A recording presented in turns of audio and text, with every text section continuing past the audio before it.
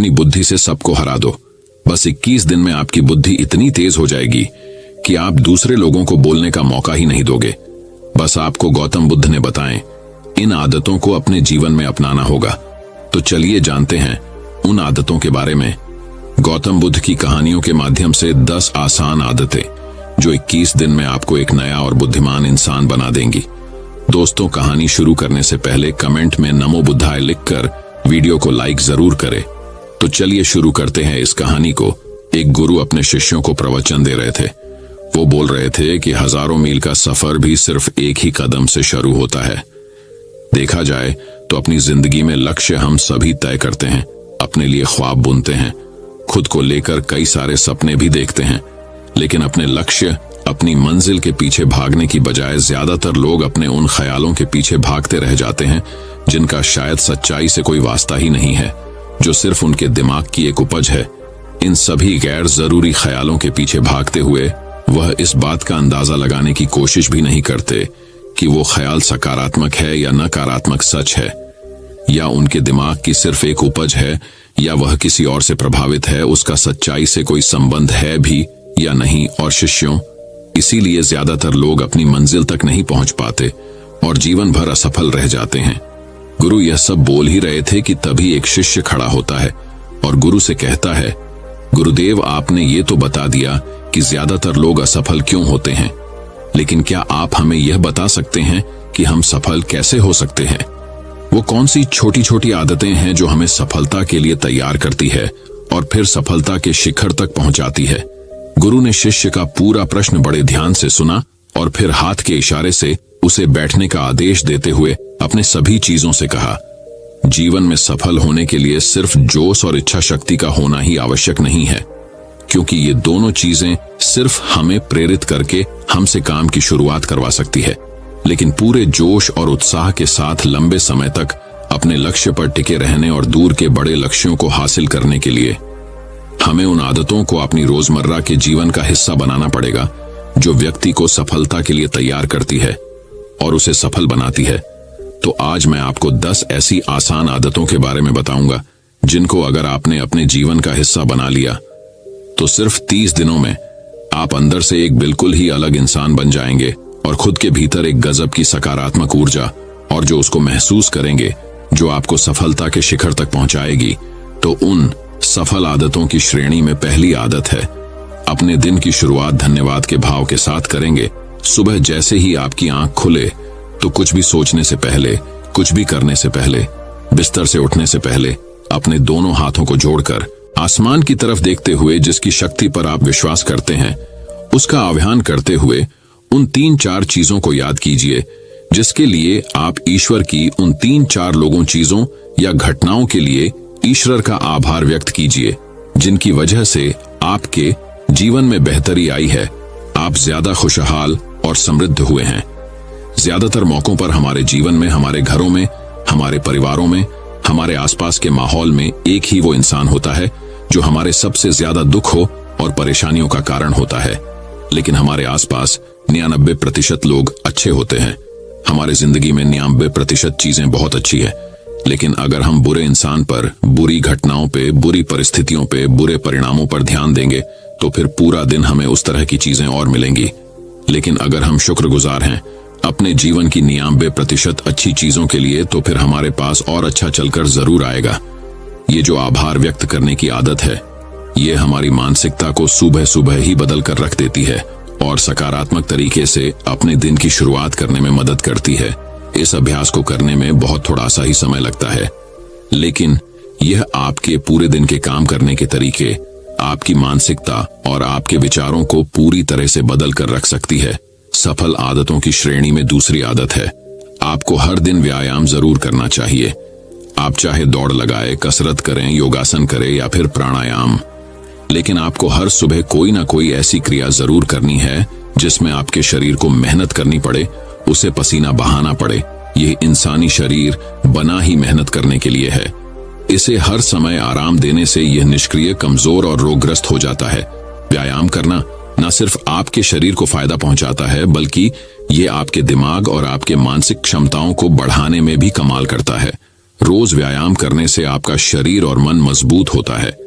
आपके अंदर एक अलग ही आत्मविश्वास और तेज का जन्म होता है, जो आपकी सफलता की राह में आपके सहायक बनते हैं।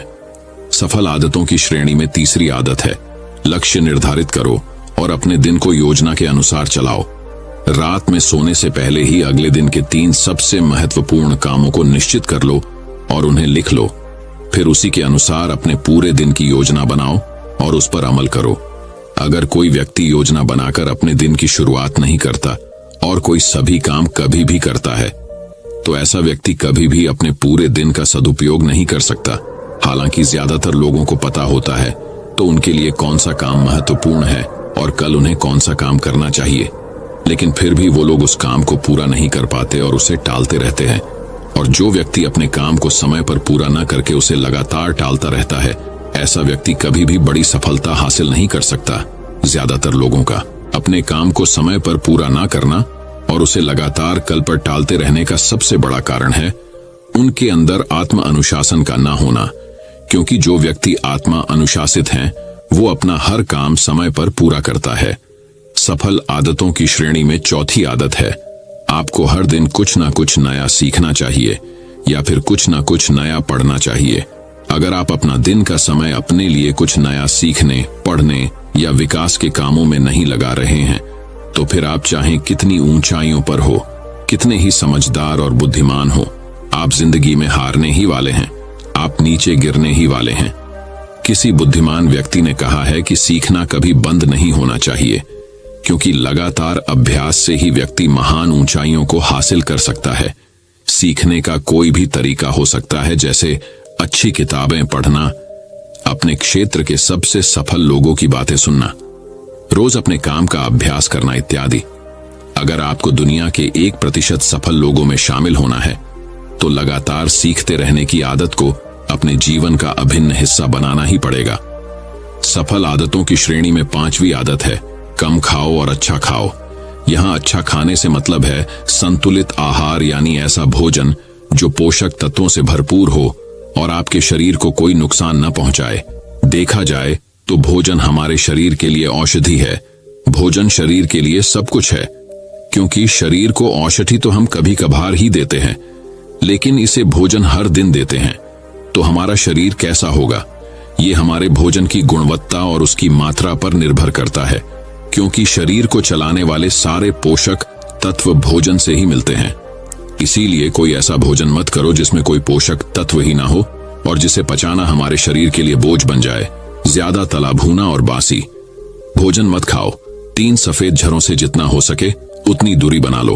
पहला सफेद जहर है चीनी, दूसरा सफेद जहर है नमक और तीसरा सफेद जहर है मैदा। चीनी और मैदा से तो हमारे शरीर को कोई भी पोषक तत्व नहीं मिलता और इन्हें पचाना भी शरीर के लिए बहुत मुश्किल होता है। इसलिए इनका सेवन कम से कम करो। भोजन मन भरने के लिए नहीं, पेट भरने के लिए करो। जब भूख लगी तभी भोजन करो और हमेशा अपनी भूख से थोड़ा सा कम खाओ। रात में जितना जल्दी हो सके उतना जल्दी भोजन करने का प्रयास करो। अपने आहार में जीवित भोजन जैसे फल, हरी सब्जियां, साबुत अनाज, सूखे मेवे भी इत्यादि का सेवन जरूर करो। सुबह उठते ही खाली पेट पानी पियो। भोजन करने से पहले पानी पियो, लेकिन भोजन करने के तुरंत बाद पानी कभी मत पियो। भोजन हमेशा शांतचित्त और प्रसन्न मन के साथ करो और भोजन ग्रहण करते समय उसका पूरा आनंद लो। हम जैसा अपने शरीर को भोजन देते हैं, यह उसी के अनुसार काम करने लगता है। इसीलिए अपने भोजन और उसकी गुणवत्ता का ध्यान रखो। सफल आदतों की श्रेणी में 6ठी आदत है, उनके साथ हर दिन थोड़ा सा समय बिताओ जो आपसे सच्चा प्रेम करते हैं, आपकी परवाह करते हैं, जैसे आपके माता पिता, भाई बहन या फिर आपके सच्चे मित्र। ये एक आदत आपके परिवार में खुशी और शांति लाती है। परिवारजनों के बीच प्रेम और एकता बढ़ती है, जिससे आप ज्यादा खुश और शांत रहने लगते हैं। पारिवारिक तनाव कम होने की वजह से अपने जरूरी कामों पर ज्यादा ध्यान दे पाते हैं और ज्यादा अच्छे परिणाम हासिल कर पाते हैं। सफल आदतों की श्रेणी में 7वीं आदत है, हर दिन थोड़ा सा समय खुद के लिए भी निकाले और इस थोड़े से समय में आपके साथ कोई और नहीं होना चाहिए। यह आपका अपना समय है, जिसमें आप अकेले एकांत में रहेंगे, खुद के बारे में चिंतन करेंगे, खुद की अच्छाइयों और बुराइयों के बारे में विचार करेंगे, अपने भविष्य के बारे में सोचेंगे, अपने काम के बारे में सोचेंगे, अपने भीतर उतरने का प्रयास करेंगे। इन एकांत के पलों का उपयोग आप खुद को और भी बेहतर तरीके से जानने और समझने में करेंगे। इस समय आप खुद की कमियों के बारे में विचार करेंगे और उन्हें कैसे ठीक कर सकते हैं, इस पर मंथन करेंगे। सफल आदतों की सूची में 8वीं आदत है समय का सही प्रबंधन करना, उसका सही उपयोग करना। जिंदगी दिनों, महीनों और सालों में गिनी जाती है, तो जिसने अपना दिन संभालना सीख लिया उसका महीना संभल जाएगा, और जिसने अपने महीने संभालने सीख लिए उसके साल संभल जाएंगे, और जिसके साल संभल गए उसकी पूरी जिंदगी संभल जाएगी। इसीलिए अपने दिन को सही तरीके से संभालना सीख लो। जो सबसे महत्वपूर्ण काम है उन्हें सबसे पहले खत्म करो।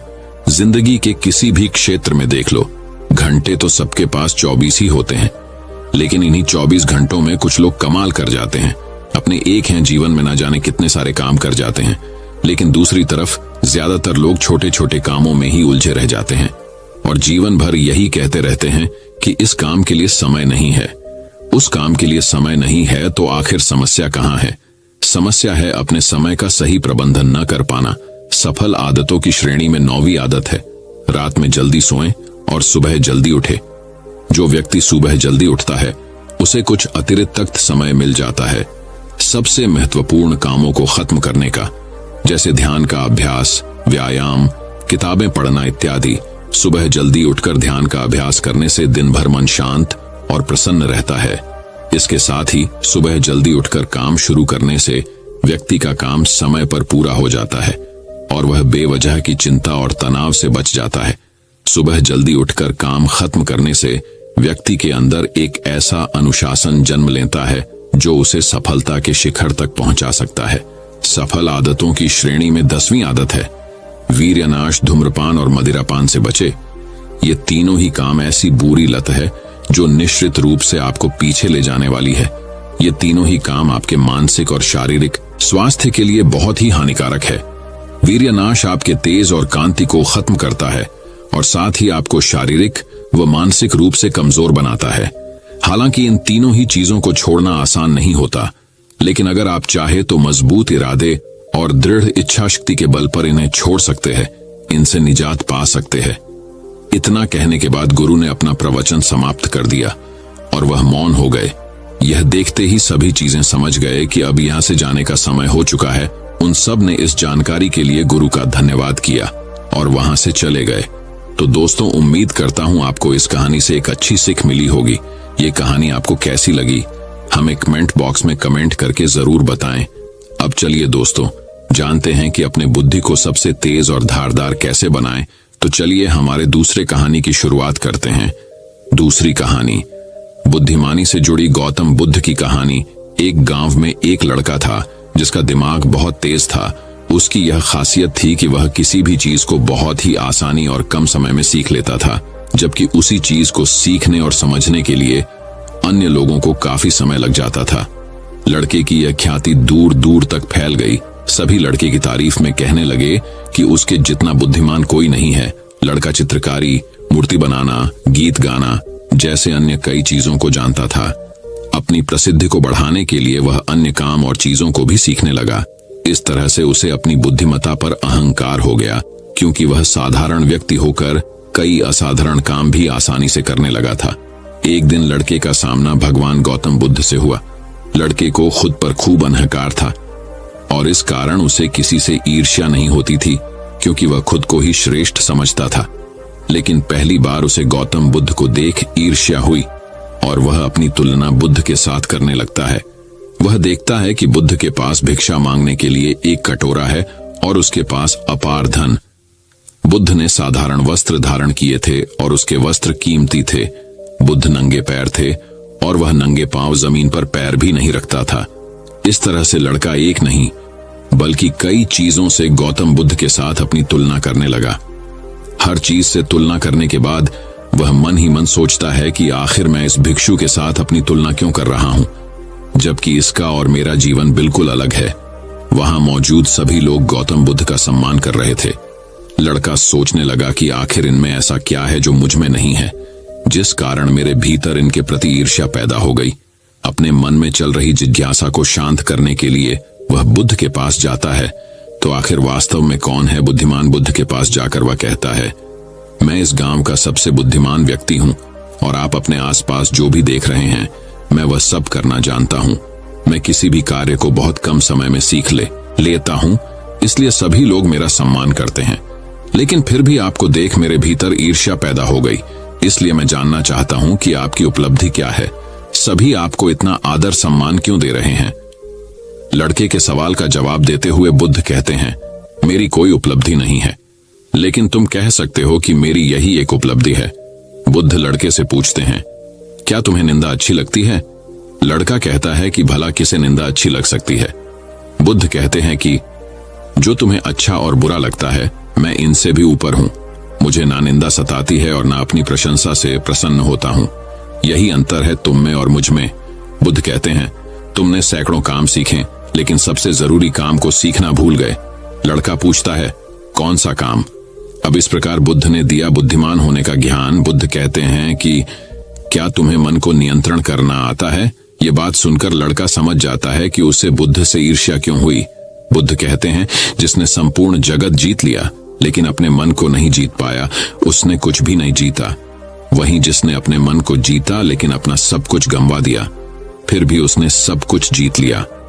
बुद्ध की यह बात सुन लड़के का अहंकार टूट गया। उसने बुद्ध से कहा कि क्या आप मुझे अपने मन को जीतना सिखा सकते हैं? बुद्ध कहते हैं, जरूर, लेकिन इसके लिए मैं तुम्हारी सभी उपलब्धियां छीन लूंगा। लड़का कहता है, मैं तैयार हूं। इसके बाद से ही लड़का ध्यान लगाने लगता है, क्योंकि ध्यान से ही मन को वश में किया जा सकता है। तो दोस्तों, अब चलिए बढ़ते हैं हमारे तीसरी कहानी की तरफ। तीसरी कहानी, दिमाग की धार को कैसे तेज करे।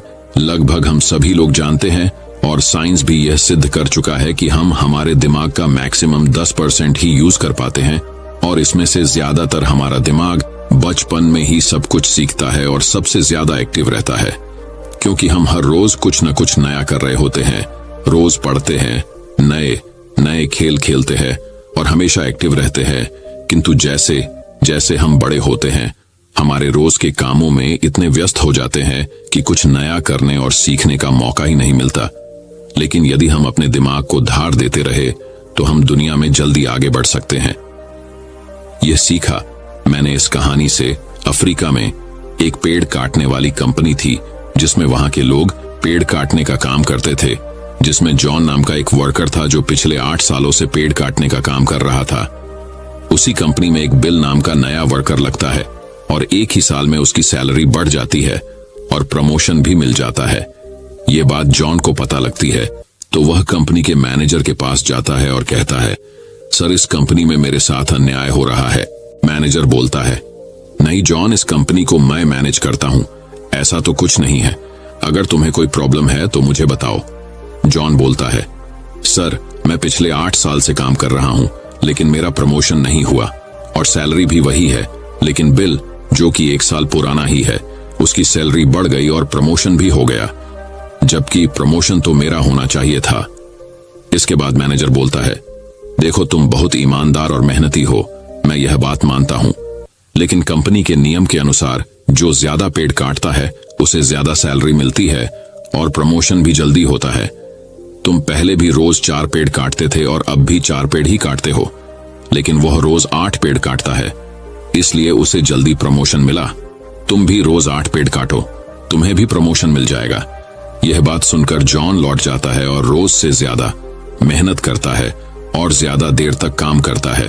कुछ दिनों के बाद जॉन फिर मैनेजर के पास आता है और बोलता है, सर, मैं अब ज्यादा मेहनत कर रहा हूं और ज्यादा समय तक काम करता हूं, लेकिन फिर भी मैं रोज सिर्फ 5 पेड़ ही कर पाता हूं। बिल रोज 8 पेड़ कैसे काटता है?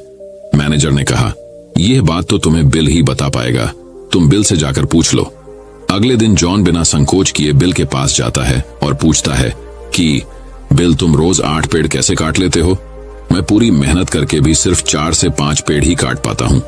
क्या तुम मुझे बता सकते हो कि तुम पेड़ कैसे काटते हो? बिल कहता है, पहले तुम बताओ जॉन की तुम अपनी कुल्हाड़ी को धार कब लगाए थे? जॉन, मैंने पिछले हफ्ते ही धार लगाई थी।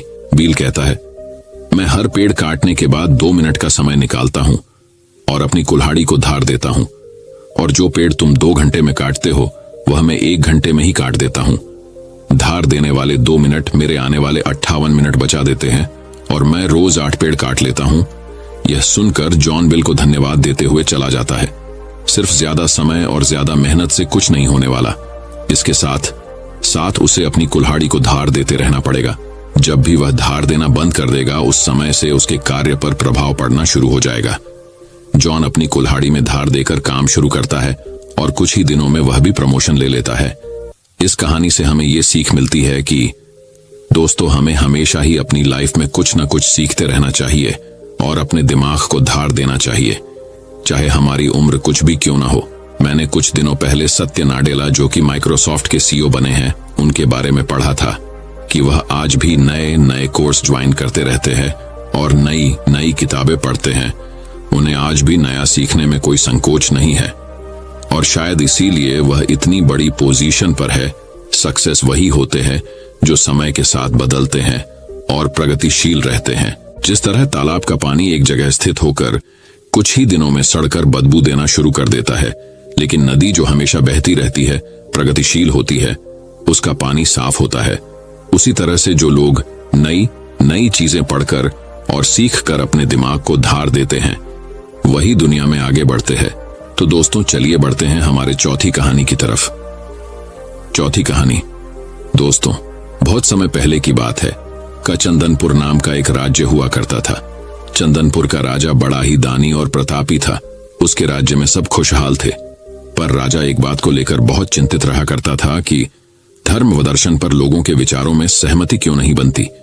एक बार राजा विभिन्न धर्मों के उपदेशकों को आमंत्रित किया और एक विशाल कक्ष में सभी को एक साथ रहने का प्रबंध करते हुए कहा, अब अगले कुछ दिनों तक सब एक साथ रहेंगे और आपस में विभिन्न धर्मों और दर्शनों पर विचार विमर्श करेंगे, और जब सभी के विचार एक मत हो जाएंगे तो मैं आपको ढेरों उपहार देकर यहां से विदा करूंगा।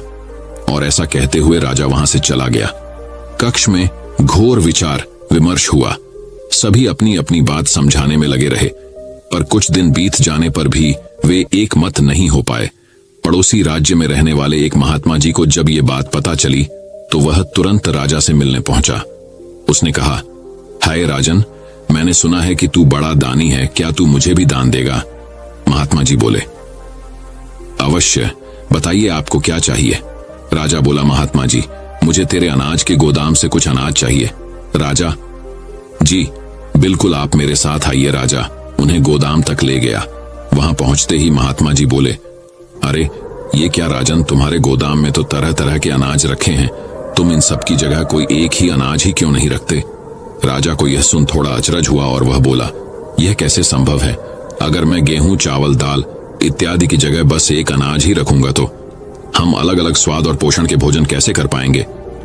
और जब प्रकृति ने हमें इतने ढेर सारे अन्न दिए हैं तो बस किसी एक अन्न का ही प्रयोग करना कहां की बुद्धिमानी है? महात्मा बोले, बिल्कुल सही राजन, जब तुम विभिन्न अनाजों की उपयोगिता एक से नहीं बदल सकते तो भला विभिन्न धर्मों के विचारों और दर्शनों को एक कैसे कर सकते हो? सबकी अलग अलग उपयोगिता है और वे समय समय पर मनुष्य का मार्गदर्शन करते हैं। महात्मा जी ने अपनी बात पूरी करते ही राजा को अपनी गलती का एहसास हो गया और उसने कक्ष में बंद सभी उपदेशकों से क्षमा मांगते हुए उन्हें विदा कर दिया। दोस्तों, यदि पूरी मानव जाति बिल्कुल एक जैसा ही सोचती तो हम कभी इतनी प्रगति नहीं कर पाते। हमारे विचार ही हमें दूसरों से अलग बनाते हैं। अगर कभी आपका विचार औरों से मेल ना खाए तो इसमें घबराने की जरूरत नहीं, बल्कि यह देखने की जरूरत है कि पूरी पिक्चर में आपका विचार कहां फिट हो सकता है। और दूसरी तरफ यदि किसी और का विचार अब से मेल ना खाए तो उस पर नाराज होने की बजाय ये समझने का प्रयास करना चाहिए कि उसकी सोच का कहां और कैसे यूज किया जा सकता है। तो अब दोस्तों, चलिए बढ़ते हैं हमारे 5वें कहानी की तरफ। 5वीं कहानी, एक बार की बात है, एक व्यापारी व्यापार करने के लिए विदेश गया हुआ था। वहां उसका कारोबार बहुत अच्छा चल रहा था। वह धन कमाने में इतना व्यस्त हो गया था कि उसे समय का भान ही न रहा। आखिर उसने एक दिन अपने घर लौटने का फैसला कर ही डाला और कमाया हुआ बहुत सारा धन लेकर घर के लिए चल पड़ा। जब घर पहुंचा तो रात हो चुकी थी। घर का मुख्य द्वार बंद था, लेकिन एक शयनकक्ष की खिड़की से रोशनी बाहर आ रही थी। उसने खिड़की में से अंदर झांक कर देखा। उसने जो देखा सहसा उसे विश्वास ही नहीं हुआ। उसे अपने पैरों के नीचे से जमीन खिसकती हुई प्रतीत होने लगी। उसने देखा कि शयन कक्ष में उसकी पत्नी के पास एक युवक भी लेटा हुआ है। ऐसी स्थिति में उसका अपनी पत्नी के चरित्र पर संदेह होना अस्वाभाविक नहीं था। व्यापारी ने विचार किया कि ऐसे घर में रहने का क्या औचित्य हो सकता है जहां ऐसी स्त्री हो। उसने फौरन निर्णय लिया कि पत्नी और उसके पास लेटे युवक को मारकर चुपचाप वापस निकल जाऊंगा और अलग घर बसाने का प्रयास करूंगा। तभी उसकी नजर शयन कक्ष की दीवार पड़ी जहां एक श्लोक लिखा था। उसने उस श्लोक को पढ़ा। श्लोक में लिखा था, सहसा विदधीत न क्रियाम विवेक परमापदाम पदम वृणुते ही विमृश्य कारणम गुण लुब्ध स्वयमेव संपद। अर्थात किसी कार्य को बिना विचारे एकाएक नहीं करना चाहिए, क्योंकि सोच विचार न करना बड़ी विपत्तियों का कारण है। जितनी भी प्रकार की संपत्तियां हैं, सोच समझकर कार्य करने वाले व्यक्तियों के गुणों से आकर्षित होकर स्वयं ही उसके पास आ जाती हैं, उसे समृद्ध कर देती हैं। ये पढ़ते ही व्यापारी ने अपना निर्णय बदल दिया और घर का दरवाजा खटखटाया। पत्नी ने दरवाजा खोलने से पहले काफी पूछताछ की और जब वह पूरी तरह से आश्वस्त हो गई कि दरवाजा खटखटाने वाला उसका पति ही है, तो उसने शीघ्रता से दरवाजा खोल दिया। पति को देखकर पत्नी की प्रसन्नता की सीमा न रही। उसने फौरन युवक को भी जगाया और पति से कहा कि ये आपका पुत्र है, जो अब पूरे 20 वर्ष का हो गया है। 18 वर्ष पहले जब आप विदेश गए थे तो ये 2 साल का था। भावातिरेक में पिता की आंखों से आंसू बहने लगे। उसने पुत्र को हृदय से लगाकर प्यार किया। अब व्यापारी का संदेह खत्म हो चुका। दोस्तों में एक श्लोक के सार्थक संदेश ने न केवल उसे पुत्र हत्या होने के पाप से बचा लिया, अपितु उसकी गृहस्थी भी उजड़ने से बच गई। विमर्शकारिता अर्थात सोच समझकर कार्य करना व क्षिप्रकारिता अर्थात जल्दबाजी न करना महान गुण है। जीवन में भ्रांतियां अथवा समस्याएं उत्पन्न होना स्वाभाविक है। जब अचानक कोई भ्रांति उत्पन्न हो जाए अथवा समस्या आ खड़ी होती है तो हम घबरा जाते हैं और फौरन प्रतिक्रिया करते हैं। इससे कई बार समस्या सुधरने की बजाय और बिगड़ जाती है। अतः हमें कभी भी बिना पर्याप्त विमर्श किए कोई कार्य नहीं करना चाहिए। कहा गया है कि जल्दी का काम शैतान का होता है। जिस प्रकार से रोग का उपचार करने के लिए उसका सही निदान अनिवार्य है, उसी तरह से कोई समस्या हो अथवा भ्रांति को दूर करने के लिए भी पर्याप्त विचार विमर्श करना अत्यंत आवश्यक है। दोस्तों, मैं उम्मीद करता हूं कि यह कहानी सुनने से आपके जीवन में अच्छे बदलाव आए होंगे। आपको इस वीडियो से क्या सीखने मिला, ये कमेंट करके जरूर बताएं और अपने परिवार, दोस्तों या आपके करीबी इंसान के साथ ये कहानी शेयर करके उन्हें भी इस ज्ञान से परिचित करवाएं। बाकी अगर आपको यह वीडियो दिल से अच्छी लगी हो तभी इस वीडियो को लाइक कर देना, और आपने अब तक इस चैनल को सब्सक्राइब न किया हो तो चैनल को सब्सक्राइब भी जरूर कर देना। आपका हर दिन शुभ हो और खुशियों से आपका जीवन भरा रहे। धन्यवाद। नमो बुद्धाय।